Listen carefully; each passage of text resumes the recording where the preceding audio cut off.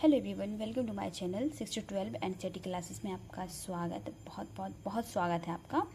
तो चलिए my YouTube family, आज हम लोग स्टार्ट करते हैं। वाइमर गणराज्य का जन्म से हम लोग पढ़ेंगे, ठीक है। हिटलर का काल हम लोग पढ़ रहे हैं, ठीक है।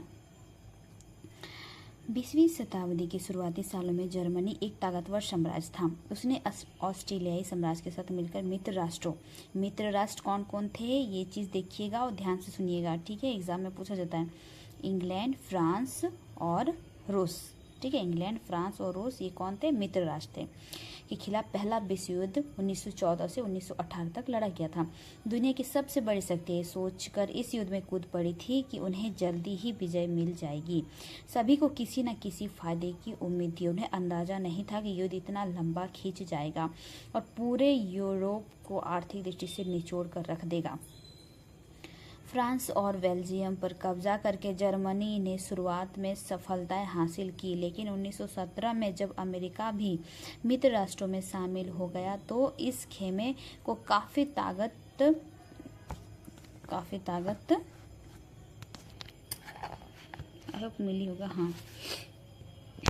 ताकत मिली और आखिरकार नवंबर 1918 में उन्होंने केंद्रीय शक्तियों को हैरान कर दिया। बाद में जर्मनी को भी घुटने टेकने पर मजबूर कर दिया।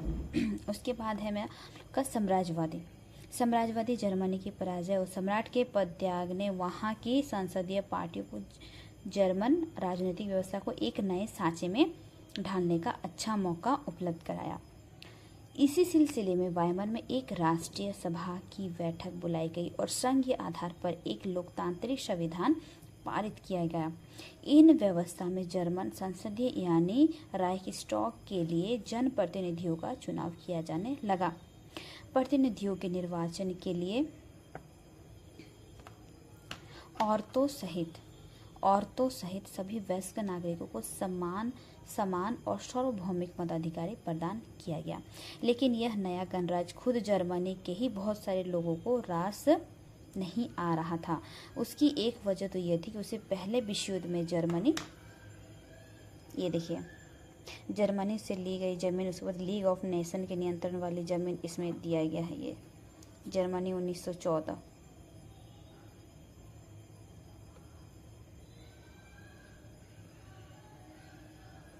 चलिए आगे बढ़ते हैं।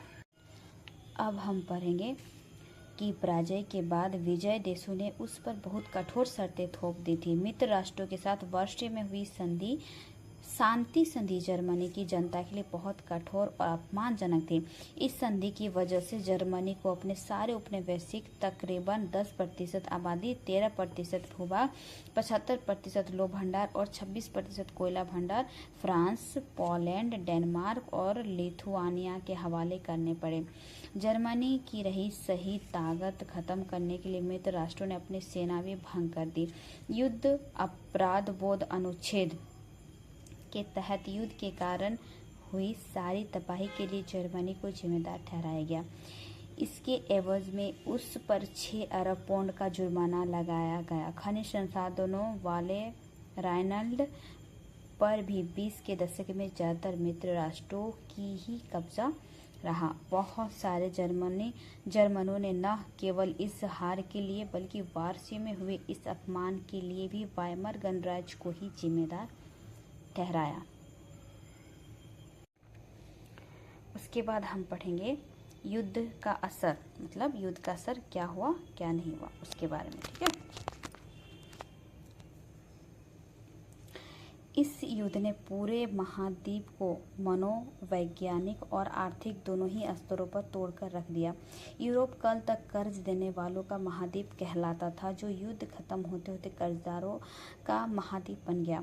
विडंबना यह थी कि पुराने साम्राज्य द्वारा किए गए अपराधों का हर्जाना नवजात वाइमर गणराज्य से वसूल किया जा रहा था। इस गणराज्य को युद्ध में पराजय की अपराध बोध और राष्ट्रीय अपमान का बोझ तो ढोना ही पड़ा और हर्जाना चुकाने की वजह से आर्थिक स्तर पर भी अपंग हो चुका था।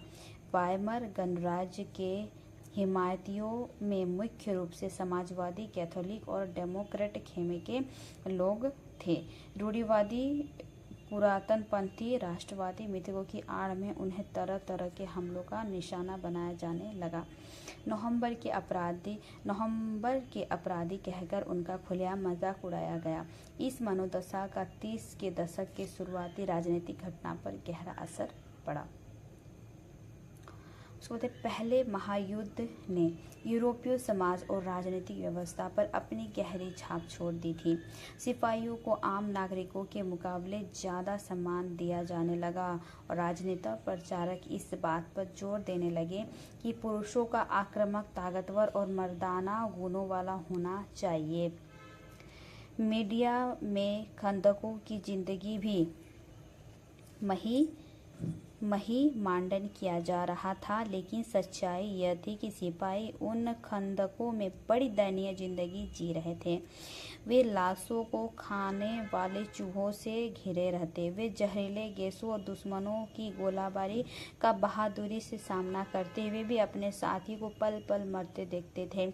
सार्वजनिक जीवन में आक्रामक फौजी प्रचार और राष्ट्रीय सम्मान व प्रतिष्ठा की चाह के सामने बाकी सारी चीजें गौण हो गई। जबकि हाल ही में सत्ता में आए रूढ़िवादी तानाशाहों को व्यापक समर्थन मिलने लगा, उस वक्त लोकतंत्र एक नया और बहुत नाजुक विचार था जो दोनों महायुद्धों के बीच पूरे यूरोप में फैली अस्थिरता का सामना नहीं कर सकता था। अब हम पढ़ेंगे राजनीतिक रेडिकलवाद, आमूल परिवर्तनवाद और आर्थिक संकट। जिस समय वाइमर गणराज्य की स्थापना हुई, उसी समय रूस में हुई बोल्शेविक क्रांति की तर्ज पर जर्मनी में भी स्टार्किस्ट लीग अपनी क्रांतिकारी योजनाओं को अंजाम देने लगी। बहुत सारे शहरों में मजदूरों को सोवियतें बनाई गई। बर्लिन की राजनीतिक माहौल में सोवियत की शासन व्यवस्था की हिमायत के नारे गूंज रहे थे। इसलिए वादियों, डेमोक्रेट्स और कैथोलिक गुटों ने वाइमर में इकट्ठा होकर इसकी शासन व्यवस्था के विरुद्ध एक लोकतांत्रिक गणराज्य की स्थापना का फैसला लिया और आखिरकार वाइमर गणराज्य ने पुराने सैनिकों के फ्री नामक संगठन की मदद से इस विद्रोह को कुचल दिया। इस पूरे घटनाक्रम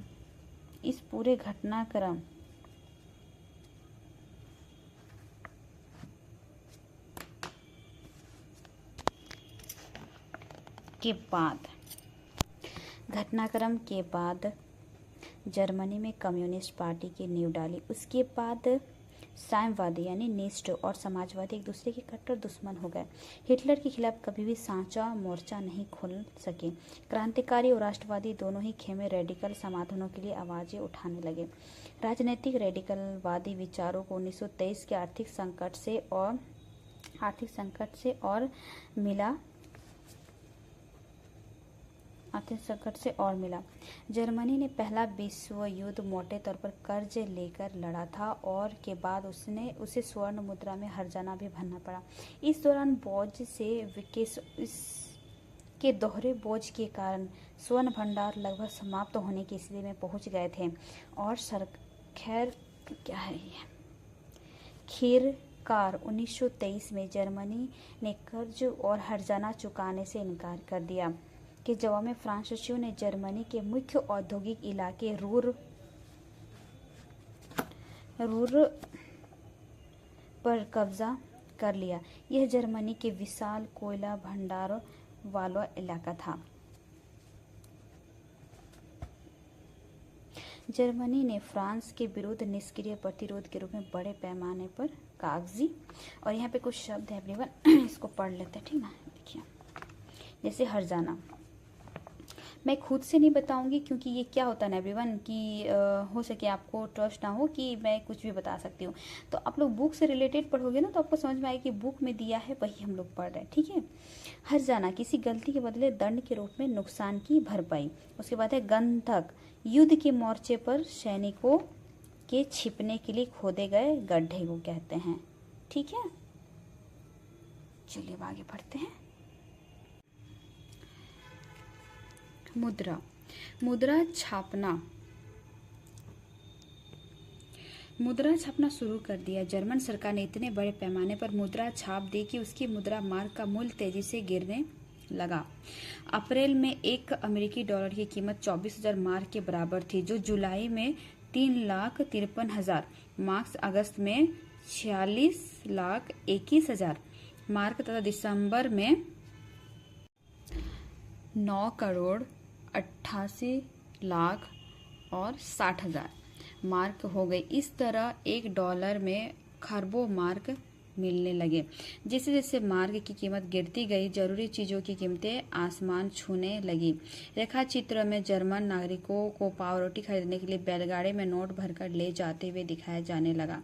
जर्मन समाज दुनिया भर में हमदर्दी का पात्र बन कर रह गया। इस संकट के बाद अति मुद्रास्फीति का नाम दिया गया। जब कीमतें बेहिसाब बढ़ जाती है तो उस स्थिति को अति मुद्रास्फीति का नाम दिया जाता है। जर्मनी को इस संकट से निकालने के लिए अमेरिकी सरकार ने हस्तक्षेप किया। इसके लिए अमेरिका ने डॉब्स योजना बनाई। इस योजना में जर्मनी के आर्थिक संकट को दूर करने के लिए हर्जाने की शर्तों को दोबारा तय किया गया। अब हम पढ़ेंगे मंदी के साल। ठीक है। सन 1924 से 1928 तक जर्मनी में कुछ स्थिरता रही, लेकिन यह स्थिरता मानो रेत के ढेर पर खड़ी थी। जर्मन निवेश और औद्योगिक गतिविधियों में सुधार मुख्यतः अमेरिका से लिए गए अल्पकालिक कर्जों पर आश्रित था। जब 1929 में वॉल स्ट्रीट एक्सचेंज धराशायी हो गया तो जर्मनी को मिल रही मदद भी रातों रात बंद हो गई। कीमतों में गिरावट की आशंका को देखते हुए लोग धड़ाधड़ अपने शेयर बेचने लगे और 24 अक्टूबर को केवल एक दिन में 1.3 करोड़ शेयर बेच दिए गए। ये आर्थिक महामंदी की शुरुआत थी और 1929 से 1932 तक के अगले 3 सालों में अमेरिका की राष्ट्रीय आय केवल आधी रह गई। फैक्ट्रियां बंद हो गई थी, निर्यात गिरता जा रहा था, किसानों की हालत खराब थी और सट्टेबाज बाजार से पैसा खींचते जा रहे थे। अमेरिकी अर्थव्यवस्था में आई इस मंदी का असर दुनिया भर में महसूस किया गया। इस मंदी का सबसे बुरा प्रभाव जर्मन अर्थव्यवस्था पर पड़ा। 1932 में जर्मनी का औद्योगिक उत्पादन 1929 के मुकाबले केवल 40% रह गया था। मजदूर या तो बेरोजगार होते जा रहे थे या उनके वेतन काफी गिर चुके थे।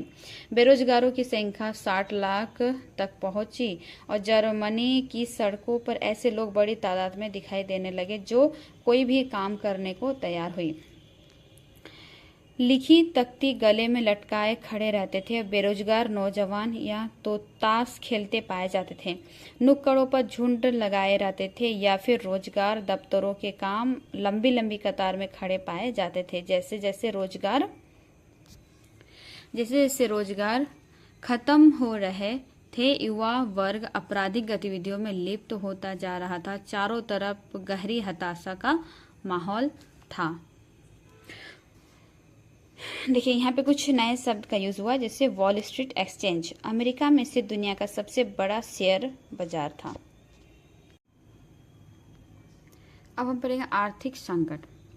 आर्थिक संकट ने लोगों में गहरी बेचैनी और डर पैदा कर दिया। जैसे जैसे मुद्रा का अवमूल्यन होता जा रहा था, मध्यम वर्ग खासतौर से वेतनभोगी कर्मचारी और पेंशनधारियों का बचत भी सिकुड़ती जा रही थी।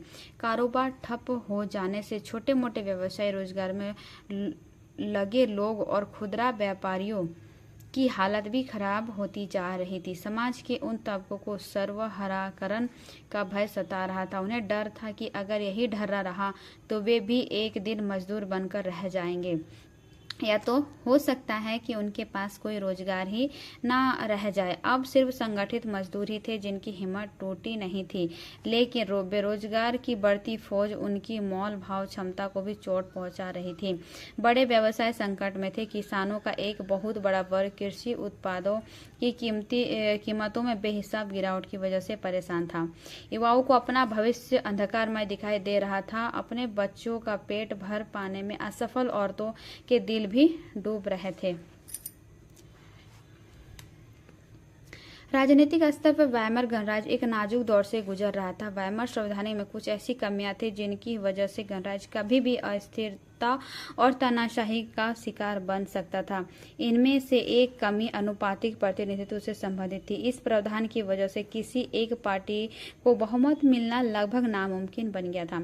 हर बार गठबंधन सरकार सत्ता में आ रही थी। और दूसरी समस्या अनुच्छेद 48 की वजह से थी, जिसमें राष्ट्रपति को आपातकाल लागू करना और नागरिक अधिकारी रद्द करने और अध्यादेशों के लिए जरिए शासन चलाने का अधिकार दिया गया था। अपने छोटे से जीवन काल में वायमर गणराज्य की शासन 20 मंत्रिमंडलों के हाथ में रहा और उनकी औसत अवधि 239 दिन से ज्यादा नहीं रही। इस दौरान अनुच्छेद 48 का भी जमकर इस्तेमाल किया गया और इन सारे नुस्खों के बावजूद संकट दूर नहीं हो पाया। लोकतांत्रिक संसदीय व्यवस्था में लोगों का विश्वास खत्म होने लगा, क्योंकि वह उनके लिए कोई समाधान नहीं खोज पा रही थी।